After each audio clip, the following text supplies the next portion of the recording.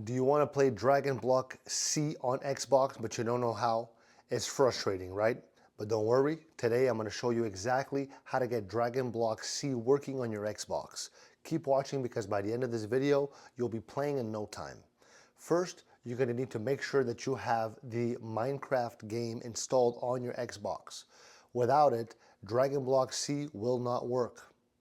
Now you need to get the Minecraft Java edition.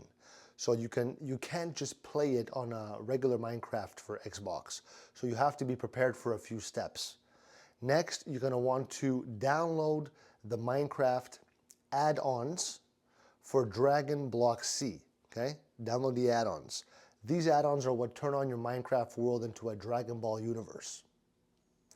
Simply head to the Minecraft Marketplace or an online trusted website to get them.